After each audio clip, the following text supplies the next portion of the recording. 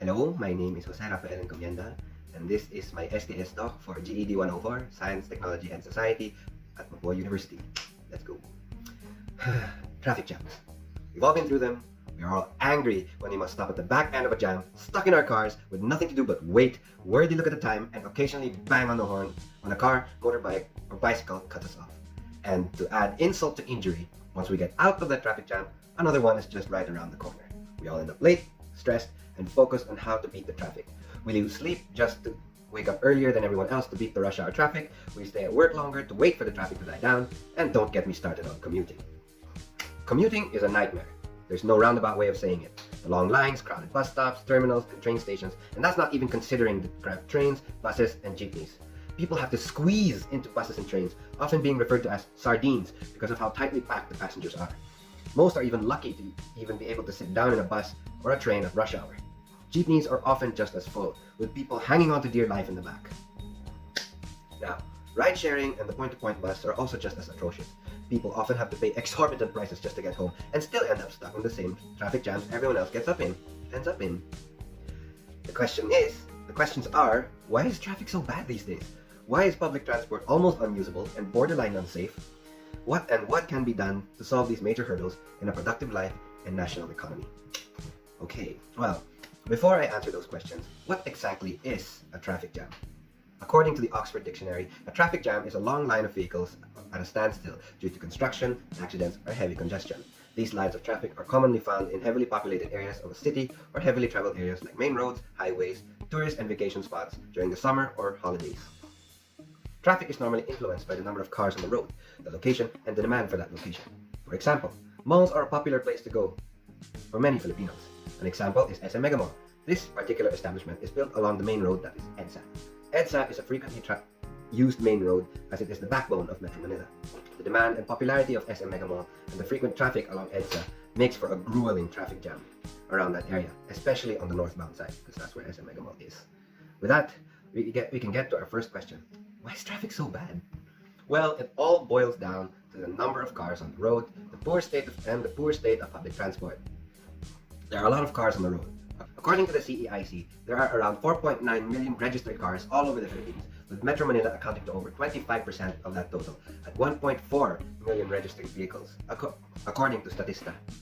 The Philippine government has tried to solve this congestion problem by introducing a plate number coding system, which prohibits cars with certain numbers on the end of their plate numbers from being driven during certain hours of a given day. For example, a car with a plate number ending in 5 or 6 cannot be driven on the road at 5 to 8 p.m. on Wednesdays.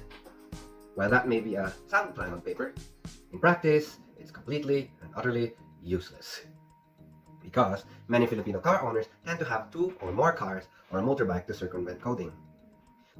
The question is, why are there so many cars on the road? And why don't people buy motorcycles or commute? Actually, there are many motorcycles on the road. According to Inquirer, there are around 8.6 million motorcycles in Metro Manila. People do buy motorcycles and outnumber the population of cars. Public transport is also a viable option, with an average of around 45.6 million on just the MRT3 alone. However, as mentioned in the introduction, the state of public transport in Metro Manila is borderline atrocious. The lines are very long, the stations and terminals are uncomfortable and crowded. Riding in public transport is often cramped and uncomfortable due to the sheer number of people on board. Trains are often filled past capacity and referred to as sardines due to how tightly packed the people are inside. People on the trains are often seen being pushed against the doors and spilling out on the station platform. Buses are no better. Buses on the EDSA carousel route are just as full as the trains, with southbound waiting lines reaching the nearby overpass and MRT station and beyond.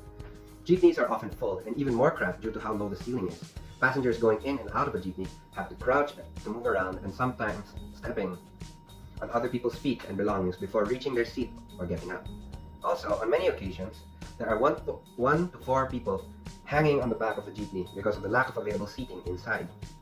Taxis, bicycles, and carpools are generally more comfortable ways than mass transport, but are subject to the same congestion problems as everyone else, as well as issues of supply and demand. Grab is notorious for having massive surges in price during rush hour due to limited drivers and high demand. Taxis are more common than Grab cars, but have a tendency to be picky with the kind of passengers they take in. Tricycles, meanwhile, have limited range and can get quite expensive with distance, especially when it's outside the designated areas. With all that said, what can be done to solve the ever-increasing transport problem? What are the knock-on effects of all these vehicles on the road? Starting with the knock-on effects, aside from the decrease in productivity and increase in stress and fatigue from shifting between first gear and neutral, today's traffic problems pose a big threat to the atmosphere as millions of cars, trucks, and motorbikes stuck at idle create a lot of carbon emissions, further increasing the pollution problem. Not only that, idling with the engine turned on for long periods of time cannot be good for fuel mileage, or in the case of electric cars, range. Even with all the energy-saving capabilities of a car, there will still be some fuel or electricity lost. With such a problem on our hands, what have we done to mitigate or even solve it? What else can be done to decrease the likelihood of traffic jams? As of this video, solutions to the traffic problem include cycle lanes and related infrastructure and encouragement to cycle to work as opposed to driving. Carpooling has been an alternative mode of travel since Grab, Uber, and Easy Taxi first came to the scene. Motorcycles have also seen use as taxis thanks to Angkas and Joyride, making personal transport quicker and cheaper. Additional public transport systems like the EDSA carousel and the Class 2 jeepney have also been implemented and are a popular mode of transport. The point-to-point bus is also a popular option and is unified with the train lines in their mode of payment, the beep card, further simplifying mass transit.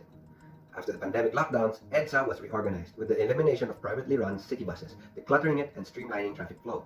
Large buses are also not as common as they have been replaced with massive fleets of the Class 2 jeepneys mentioned earlier. A massive MRT hub and new train line are also being built near the North EDSA and along Commonwealth to open up more locations to public transport. Skyway is also well underway, with Stage 3 up and running, finally linking SLEX and the link to NLEX well on the way. With all of these being implemented, traffic has indeed gone down, also thanks in part to many people choosing to work from home and limited face-to-face work and classes. But traffic is still a great threat to productivity and the environment. Public transport is still just as uncomfortable and is still subject to traffic jams like everyone else. What else can be done?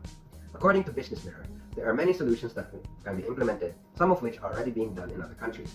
Solutions such as increased vehicle tax, discourage people from buying cars, can go hand in hand with the current coding system.